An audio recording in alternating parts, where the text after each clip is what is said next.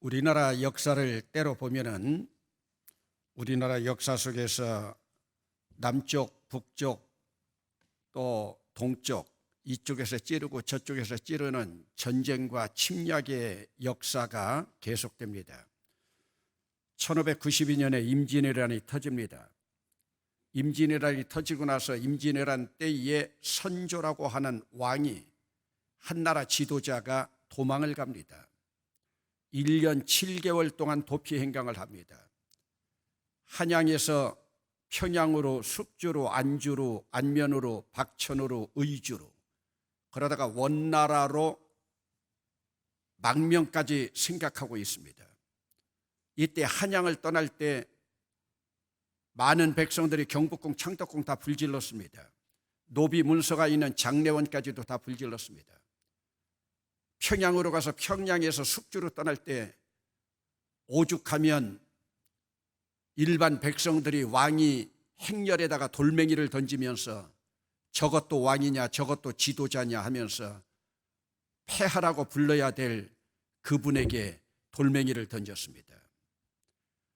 이때 도피 행각 1년 7개월 도피 행각을 벌이고 있을 때에 선조가 친필로 내린 칙령입니다. 물론 상놈들이나 일반 천민들은 그 당시에 왕이 칙령을 내렸다 하더라도 글자를 읽지 못해서 무슨 뜻인가 몰랐지만은 그때 내렸던 칙령이 이렇습니다. 임금이 이른다. 너희가 처음에 외에게, 외라고 하는 것은 외놈들입니다. 너희가 처음에 외놈들에게 잡혀서 다니는 것은 너희 본 마음이 아니라 죽을까 여기며 편들었던 것임을 안다. 서로 권하여 다 나오면 죄 주지 아니할 것이니라. 벼슬도 줄 것이다. 쉽게 말하면 너희들이 어차피 외놈들이 왔을 때 부역했다고 하는 것, 너희 마음이 아닌 것을 내가 안다.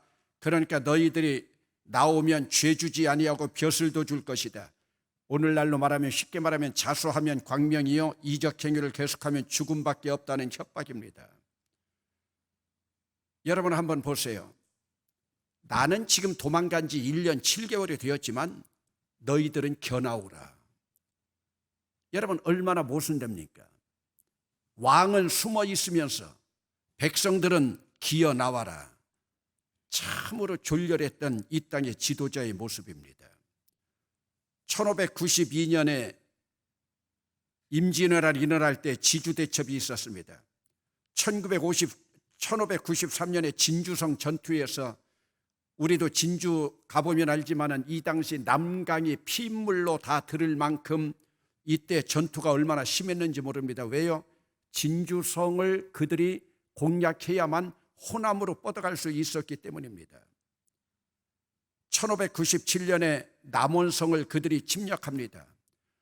제가 가끔 남원에 가지만 남원에 가면 만인의총이라고 하는 것이 있습니다. 주민 10,000명이 죽은 그 사람들을 모셔놓은 위패가 있는 곳이에요. 1636년에 병자호란이 일어납니다.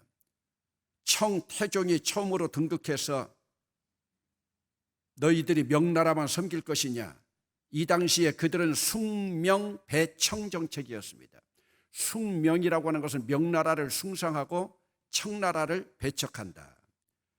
그 다음에 정묘호란이 일어납니다. 정묘호란 때에는 여러분들 잘 알고 있지만 인종이 남한산성으로 잡혀가서 남연산성으로 도피해가지고 이때 청나라가 쳐들어와서 결국은 인종이 나와서 우리 민족의 가장 큰 굴욕 가운데 하나였던 땅바닥에다가 머리를 치면서 삼전도라고 하는 이런 일을 행하죠.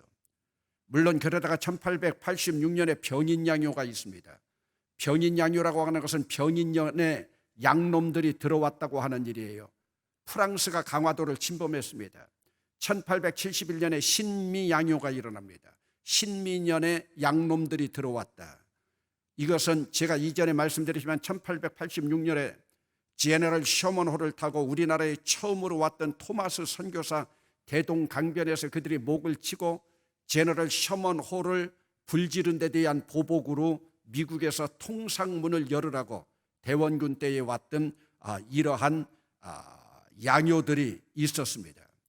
그러니까 여러분 보세요. 멀리서 프랑스에서 미국에서 아니면 가까운 명나라가 망해가면서 또 청나라는 사실은 후금이 세운 나라가 청나라인데 그 후금이라고 하는 나라, 청나라 세운 나라가 본래는 북쪽에 있던 여진족, 우리가 오랑캐라고 부르던 그 여진족이었습니다. 여러분 임진왜란으로 거덜난 그 나라를 떠맡았던 선조의 아들이었던 광해군은 종자나 조자가 들어가지 아니하고 아직도 군이라고 하는 말로 광해군이라고 나와 있지만 이 광해군은 외교 정책에서 참으로 좋은 일 두 가지를 했습니다. 한 가지는 명나라와 우리가 지금 쉽게 하는 청나라, 그 당시에는 후금이었는데 명나라와 청나라 사이에서 균형 외교를 잘했습니다. 그래서 외교학을 연구하는 사람들은 지금도 문재인 정부가 이 광해군을 닮아가지고 미국과 중국 사이에서 균형 외교를 잘 이루어야 가야 된다고 하는 것을 교훈으로 그들이 주고 있지만은 광해군은 이것을 잘했습니다. 그리고 안으로는 국가 재정 확보를 위해서 대동법을 시행했는데 제가 오늘 이 외교적인 이야기를 왜 말씀드리느냐. 여러분 남왕국, 북왕국도 마찬가지였습니다. 남왕국이 타락해 가고 있을 때에 하나님께서 하나님만 의지하기를 원했습니다. 그러면서 북쪽에서 지금 아수르가 침범하고 있습니다. 북쪽에서 아수르가 침범하고 있는데도 유대의 왕들은 애굽하고만 친외교 정책을, 친애굽 정책을 폈습니다. 하나님의 말씀입니다. 저 애굽 바로 밑에 있는 저들 따라가다가 너희들이 망한다. 북쪽에서 아수르가 쳐들어온다. 차라리 아수르랑 손잡아라. 그러나 그들은 아수르랑 손을 잡지 않습니다. 친애굽 정책을 펴니다. 오늘 본문에 나오는 이사야, 여러분들도 잘 알고 있지만 이사야서는 딱 두 부문으로 나눕니다. 40장까지를 일반적으로 제1 이사야, 40장부터 제2 이사야. 저는 제2 이사야 설교하는 것을 참 좋아합니다. 그래서 여러분 이사야서 40장, 41장 여러분들이 쭉 읽어가면서 너는 내 것이라, 네가 물을 건널지라도, 네가 불을 건널지라도, 그리고 너는 나와 함께 너희들을 지켜주시라는 하나님께서 이스라엘 민족을 회복시키는 놀라운 역사가 나타나는데 이 40장까지는 39장까지는 하나님께서 너희들 멸망할 것이다. 그러니 여호와 하나님을 의지하라. 오늘은 여러분 특별히 우리가 요즘 언약에 대해서 공부해 나가면서 이사야서 30장을 중심으로 한번 보려고 합니다. 이사야는 여러분들이 잘 알고 계시지만 남왕국에서 가장 오랫동안 50년 이상을 통치했던 우시야 왕부터 16년 통치했던 요담, 또 16년 통치했던 아하스가 히스기야 아버지죠. 그리고 히스기야 29년 통치하는 이 어간의 이사야가 선지자 노릇을 했습니다. 그러면서 왕들이 다 친애굽 정책을 펴고 있습니다. 조금 전에 말씀드린 대로 북쪽에서 지금 아수르가 침입해 오는데도 애굽만 의지하고 있습니다. 여러분 30장 2절을 한번 보시겠습니다. 30장 2절에 보면 애굽이라고 하는 단어가 두 번 나옵니다. 3절에 또 한 번 나옵니다. 그들이 바로의 세력 안에서 스스로 강하려 하며 애굽의 그늘에 피하려 하며 애굽으로 내려갔으되 나의 입에 묻지 아니하였도다. 그러니까 하나님에게는 묻지 아니하고 그들이 애굽으로 내려갔습니다. 3절에 그러므로 바로의 세력이 너희의 수치가 되며 애굽의 그늘에 피함이 너희의 수욕이 될 것이다. 지금 하나님은 애굽으로 피하지 말라고 말씀하고 있는데도 그들이 애굽으로 내려가고 있습니다. 여러분 7절 말씀을 같이 읽어보시겠습니다. 시작. 애굽의 도움은 헛되고 무익하니라. 그러므로 내가 애굽을 가만히 앉은 라합이라 일컬었느니라. 라합은 기생이죠. 그러니까 애굽의 도움은 헛되고 무익한 길임에도 불구하고 그들은 하나님을 따라가지 않습니다. 지금 하나님께서 요구하시는 것은 무엇이냐? 여러분 30장 1절 말씀입니다. 여호와께서 이르시되 패역한 자식들은 화 있을진저 그들이 계교를 베푸나 나로 말미암지 아니하며 맹약을 맺으나 나의 영으로 말미암지 아니하고 죄의 죄를 더하도다. 나의 영이라고 하는 영에다가 동그라미 치세요. 여기서 나의 영이라고 하는 것은 하나님의 영으로 오늘 우리가 교회 시대로 말하면 성령을 의지하라고 하는 말씀인데 하나님의 영으로 행하지 아니하면서 스스로 파멸의 길을 걸어가고 있습니다. 오늘도 이 땅에서 이런 자들이 얼마나 많이 있는지 모릅니다. 그러면서 그들은 무익한 민족이다. 그래, 애굽의 도움은 지금 헛되다고 7절에 말씀하고 있고, 여러분 6절 마지막 부분에도 보면 6절은 마지막 부분입니다. 자기에게 무익한 민족에게로 갔으나, 무익한 민족. 여러분, 우리가 따라간다고 해도 유익한 민족을 따라가야 되는데 무익한 민족에게로 가고 있다. 이것은 지금 현 정부도 마찬가지입니다. 사실 여러분, 문재인 현 정부에 시작할 때는요, 그가 취임사에서는 미국과 동맹관계를 파기하지 않는다고 했지만은 사실은 지금도 친중 정책을 쓰려고 얼마나 지금 애를 쓰고 있는지 모릅니다. 러시아 쪽을 바라보려고 하고 있죠. 이것은 전부 왜 그래요? 여러분, 북한의 평양을 그 평화를 구걸하려고 하다가 보니까 지금 동맹관계도 상당히 어려운 관계에 있습니다. 그렇기 때문에 지금 오늘 본문 가운데서도 보면은 하나님께서는 아수르랑 손잡는 것도 내가 원하지 않지만 애굽과 아수르를 선택하면 지금 왜 너희들은 떠오르는 태양을 잡지 않고 서산에 지고 있는 해를 지금 잡고 있느냐 하시면서 하나님의 영으로 말씀하고 있지만은 이스라엘 백성들이 하나님을 따르지 않습니다.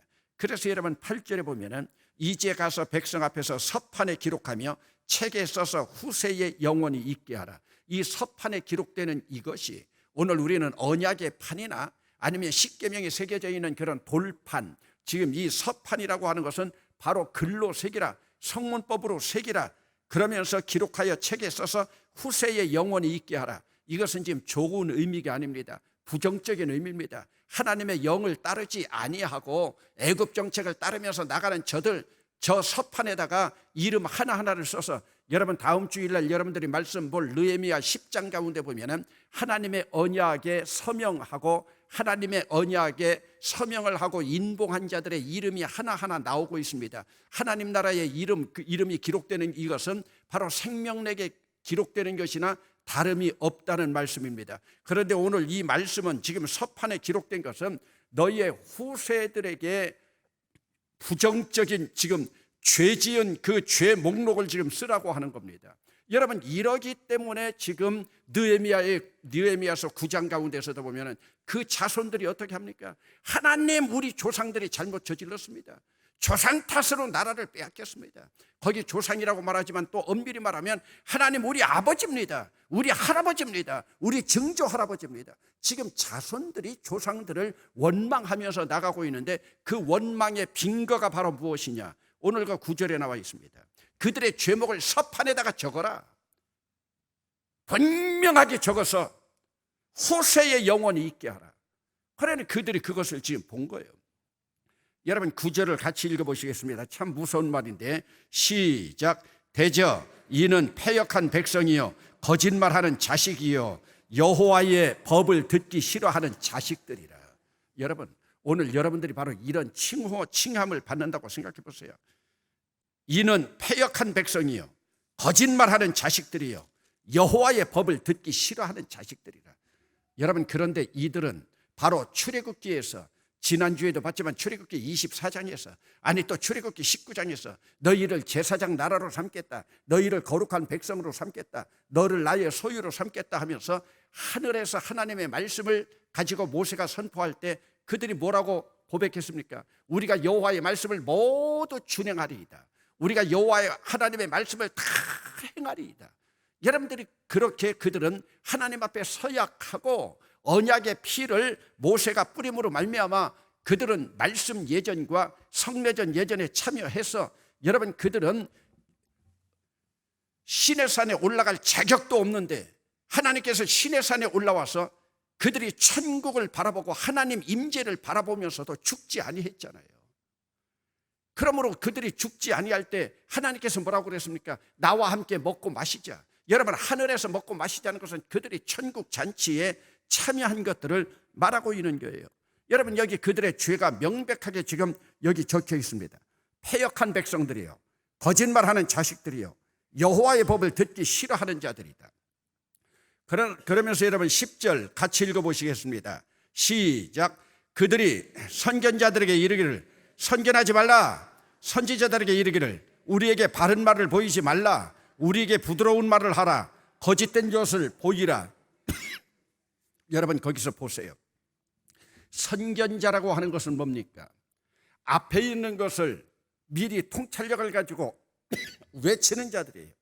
여기 선견자라고 하는 것이 바로 선지자, 또 이것은 선각자, 선구자라고 하는 뜻이죠. 여러분 선견자들이 하는 일은 선견하는 일이에요. 그런데 여러분 오늘 말씀 가운데 보세요. 선견하지 말라. 선견하지 말라. 미리 통찰력을 가지고 너희들 바라본 것을 말하지 말라. 선지자들에게 이르기를 우리에게 바른 것을 보이지 말라. 우리에게 부드러운 말을 하라. 거짓된 것을 보이라. 여러분 이것이 말이 됩니까? 선지자들을 지금 다 거짓 선지자들로 지금 만들고 있는 거예요. 선견자들에게 선견하지 말라. 선지자들에게 너희들의 본 것을 그대로 바르게 짓그리지 말라. 부드럽게 말을 하라. 거짓된 것을 보이라. 여러분 거짓된 것을 보이라고 말하고 있습니까? 여러분 요즘도 보면 조국이라고 하는 사람이 얼마나 거짓된 것들을 많이 보이고 있습니까? 여러분 성경 말씀에도요, 타락으로 가는 자들이 바로 이런 모습이에요. 거짓된 것을 보이라. 그러면서 그들은 무익한 길을 따라가고 있습니다.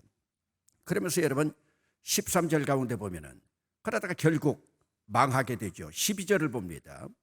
그러므로 이스라엘의 거룩하신 이가 이같이 말씀하시되 너희가 이 말을 업신여기고 압박과 허망을 믿어 그것을 의지하니 하나님 말씀은 업신여기고 선견자의 말씀들은 업신여기고 선지자들이 말씀하시는 것은 업신여기고 너희가 압박과 허망을 믿어 그것을 의지하니 13절 같이 읽어봅시다. 시작. 이 죄악이 너희에게 마치 무너지려고 터진 담이 불쑥 나와 순식간에 무너진 같게 하리라 하였은즉. 여러분 여기 나오는 직유법이 얼마나 멋집니까? 이스라엘의 거룩하신 이가 이같이 말씀하시되 너희가 이 말을 업신여기고 압박과 허망을 믿어 그것을 의지하니 이 죄악이 너희에게서 마치 무너지려고 터진 담이 불쑥 나와 순식간에 무너진 같게 하리라. 순식간에 무너진 같이. 여러분 터진 담이 불쑥 나와서 담이 잘 쌓여 있는데 중간에 터진 것들이 한 덩어리만 있다 하더라도 그것이 다 무너지죠. 그러니까 14절에 보니 그가 이 나라를 무너뜨리시되, 그러니까 나라가 망한 거예요. 이런 모습을 바라보면서 느헤미야 시대의 후손들이 우리 조상들의 죄를 용서해 주십시오. 14절 그가 이 나라를 무너뜨리시되 토기장이가 그릇을 깨뜨린 같이, 그것도 직유법이 또 나오죠. 토기장이가 그릇을 깨뜨린 같이 자기 마음에 들지 않으니까 그냥 부숴버리는 거죠. 우리가 바라볼 때는 아까운데 그들이 바라볼 때는 아깝지 않은 거예요. 왜? 자기 이름으로 나가는 작품이기 때문에요. 아낌없이 부수리니 그 조각 중에서 아궁이에서 불을 붙이거나 물 웅덩이에 물을 뜰 것도 얻지 못하리라. 하나도 얻지 못할 만큼 다 멸망시키리라. 그러면서 지금 하나님께서 이스라엘 민족들 그들의 죄상을 하나하나 낱낱이 밝히고 있습니다. 그러나 언약의 하나님은 언제나 그럼에도 불구하고 그들에게 새로운 희망. 왜요? 조금 전에도 우리 권사 찬양대에서 찬양한 것처럼 돌아오는 자들, 하나님 앞으로 돌아오는 남은 자들, 주님께서 그들에게 늘 복을 주시기를 원하고 있습니다. 그러면서 여러분 15절 말씀을 함께 읽어보시겠습니다. 시작. 주 여호와 이스라엘의 거룩하신 이가 이같이 말씀하시되 너희가 돌이켜 조용히 있어야 구원을 얻을 것이요 잠잠하고 신뢰하여야 힘을 얻을 것이거늘 너희가 원하지 아니하고. 그 신뢰라고 하는 단어, 조용히 있어야, 너희가 돌이켜 조용히 있어야. 여기 조용히 있으라고 하는 말은 선견하지 말라, 거짓말하라, 이런 말 하지 말고 너희들이 조용히 있어야 구원을 얻을 것이요 잠잠하고 신뢰하여야 힘을 얻을 것이거늘 너희가 원하지 아니한다. 이것들이 너희들에게 구원으로 가는 길이지만 너희가 스스로 그 길을 원하지 아니한다. 그러면서 아직도 그들이 방향을 잡지 못하고 있는 거예요. 그러니까 그들은 저주의 길을 갈 수밖에 없죠. 어떤 저주의 길입니까? 17절 여러분께 표현법을 한번 보면서 같이 읽어보시겠습니다. 시작. 한 사람이 꾸짖은 즉 천 사람이 도망하겠고 다섯이 꾸짖은즉 너희가 다 도망하고 너희 남은 자는 겨우 산꼭대기에 깃대 같겠고 산 마루 위에 기치 같으리라 하셨느니라. 한 사람이 꾸짖었는데 1000사람이 도망가고 다섯이 꾸짖은즉 너희가 다 도망가 버리고, 그러니까 나라에 남은 백성은 하나도 없는 것이죠. 너희가 이만큼 산산조각으로 이제는 나라가 멸망하게 될 것이다. 그럼에도 불구하고 하나님은 새로운 희망으로 그들을 불러주시고 있습니다. 하나님은 어떤 하나님이냐? 하나님은 기다리시는 하나님입니다. 18절 제가 읽습니다. 그러나 여호와께서 기다리시나니 이는 너희에게 은혜를 베풀려 하시며 일어나시리니 이는 너희를 긍휼히 여기려 하심이라. 대저 여호와는 정의의 하나님이심이라. 그를 기다리는 자마다 복이 있도다. 아멘. 거기다 밑줄 치세요. 그를 기다리는 자마다 복이 있도다. 복에다가는 동그라미 치시고요. 여러분, 여호와 하나님을 기다리는 자들, 여러분 그 앞에 말씀 보세요. 여호와는 정의의 하나님이시라. 정의의 하나님이시라. 저는요 요즘 하나님 앞에 참 감사하고 있습니다. 우리 하나님이 대한민국을 얼마나 사랑하시는지 몰라요. 보수 우파에서 박근혜 대통령 그래가지고 감옥 가게 하더니요, 좌파들이 얼마나 날뛰는지 조국을 통해서 그 좌파들이 얼마나 도덕적으로 해이해졌는지 다 지금 보여주고 있잖아요. 이제는 너희들이 선택하라는 거예요. 이제는 너희들이 선택하라. 엄밀히 말하면 교회는 좌파나 우파도 되지 않아야 됩니다. 어제 보니까 우리 교회 출신 강효상 의원도 머리 박박 깎았더라고요. 여러분, 지금까지 야당 대표가 머리 박박 깎은 적이 우리 대한민국 역사에서 없어요. 누구 편들려고 하는 것이 아니에요. 오늘도 우리가 좌다 우다 떠나가지고 지금 행해지고 있는 도덕적인 문제만 한번 바라보세요. 도덕적인 문제만. 여호와는 정의의 하나님이시다. 여러분, 기다리면요 하나님께서 다 해결해 주실 줄로 믿습니다. 그래서 여러분, 그를 기다리는 자마다 복이 있도다. 그 앞에 여러분 오늘 시대 말씀하고도요 얼마나 맞는 말씀이에요. 정의의 하나님이라. 기다려라. 하나님께서 그 앞에도 긍휼을 베푸신다, 은혜를 베푸신다. 그러면서 하나님은 오늘 우리는 구원과 힘을 주시는 하나님 앞에 오늘 우리는 기다리는 자마다 복을 받는다. 여러분, 어찌 보면 신학이라고 하는 것은요 기다림의 신학이에요. 오늘 우리 신앙도 기다림의 신앙이에요. 그러면서 19절에 보면 시온에 거주하며 예루살렘에 거주하는 백성아, 너는 다시 통곡하지 아니할 것이라. 그가 뇌 부르짖는 소리로 말미암아 뇌게 은혜를 베푸시되. 밑줄 치세요. 뇌게 은혜를 베푸시되. 하나님은요 은혜 베푸시는 하나님이에요. 기다리는 자에게 복을 주시고 은혜를 베푸시는 하나님이에요. 은혜를 베푸시는 하나님이에요. 20절은 그냥 참고로 한번 읽습니다. 제가 좋아하는 구절이라. 주께서 너희에게 환난의 떡과 고생의 물을 주시나 뇌 스승은 다시 숨기지 아니하리니 뇌 눈이 뇌 스승을 볼 것이라. 오늘도 우리 민족이 당하고 있는 이런 어려웠던 일들 보면 환난의 떡과 고생의 물을 주시나 그것이 너의 스승이 될 것이다. 그것이 너를 가르치는 교훈이 될 것이다. 그러면서 하나님께서 결국은 너희들이 하나님을 기다리시고 구원과 힘을 주시는 하나님을 믿고 은혜 베푸시는 하나님을 믿을 때 하나님께서 주시는 참 언약 백성들에게 주시는 복이 있습니다. 이제 오늘 본문으로 들어갑니다. 이것이 언약적 축복의 회복입니다. 23절에 너가 땅에 뿌린 종자의 주께서 비를 주사 땅이 먹을 것을 내며 곡식이 풍성하고 기름지게 하실 것이며 그날에 내 가축이 광활한 목장에서 먹을 것이요. 여러분, 이것은 오늘날과 같은 이런 선진 세대를 말하는 것이 아니라 이전에 우리가 농경 중심의 사회나 목축 중심의 사회일 때 이것이 얼마나 큰 복입니까? 하나님께서 은혜의 단비를 내려주십니다. 내가 땅에 뿌린 종자의 주께서 비를 주사 땅이 먹을 것을 내며. 농경사회에서 비라고 하는 것, 물이라고 하는 것이 얼마나 귀합니까? 얼마나 귀한 일입니까? 그래서 곡식이 풍성하고 기름지게 하실 것이며 그날에 내 가축이 광활한 목장에서 먹을 것이요. 왜? 비가 와야 목초가 전부 자라고 나니까요. 얼마나 평화스러운 모습입니까? 그뿐입니까? 여러분, 25절에 보면 크게 살육하는 날, 크게 살육하는 날, 여호와 하나님의 심판이 임하는 날, 망대가 무너질 때에 여러분, 세상에서는 망대가 무너지고 크게 살육하는 그런 역사가 일어나지만 고산마다 줄령마다 그 뒤에 개울과 시냇물이 흐를 것이며, 여러분, 세상이 망하는 가운데서도 언약 백성에게는 개울과 시냇물이 흐를 줄로 믿습니다. 개울과 시냇물이 흐른다고 하는 것은 멸망하고 있는 가운데서도 새로운 희망의 물줄기, 풍족한 은혜의 원천, 너희를 통해서 삼게 하겠다고 하는 하나님 말씀입니다. 그것만이 아닙니다. 오늘 우리에게 이러한 물질과 눈에 보이는 복만 주시는 것이 아니라 영혼의 치유까지도 함께 해주십니다. 이것은 회개한 자들에게 주시는 하나님의 치유입니다. 26절에요. 여호와께서 자기 백성의 상처를 싸매시며, 이 상처는 물리적인 상처만 아니라 그들의 정신적인 상처, 마음의 상처, 특별히 이번 추석 동안에도 스트레스 받은 사람들의 상처, 백성의 상처를 싸매시며 그들의 맞은 자리를 고치시는 날에는, 여러분, 맞은 자리까지도 치료하시면서 고치시는 날에는 이것이 뭐예요? 세상에서는 망대가 무너지고 살육하는 날, 세상에서 패망하는 날이지만은 여호와께서 자기 백성들에게는 상처를 싸매신다.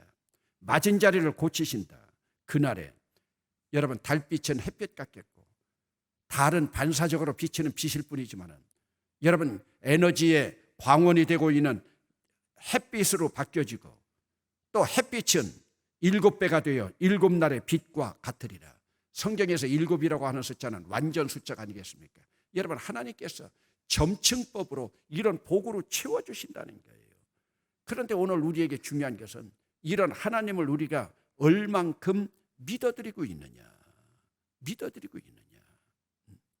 하나님께서 결국은 치유하시는데요. 치유하시는데 얼만큼 치유하시느냐. 시간이 없어서 이제 많이 보지 않겠습니다. 29절 마지막 부분에 봅니다. 마음에 즐거워할 것이라. 마음에 즐거움을 주고. 31절에 여호와의 목소리에 아수르가 낙담할 것이며 주께서는 막대기로 치실 것이라. 지금 아수르가 지금 쳐들어온다 하더라도 아수르를 막대기로 하나님께서 칠 것이라. 이 32절 여호와께서 예정하신 몽둥이를 아수르 위에 더하실 때마다 소굴을 치며 수금을 탈 것이며 그는 전쟁 때에 팔을 들어 그들을 치시리라. 여러분, 전쟁은 여호와 하나님께 속해 있다고 말씀하고 있잖아요.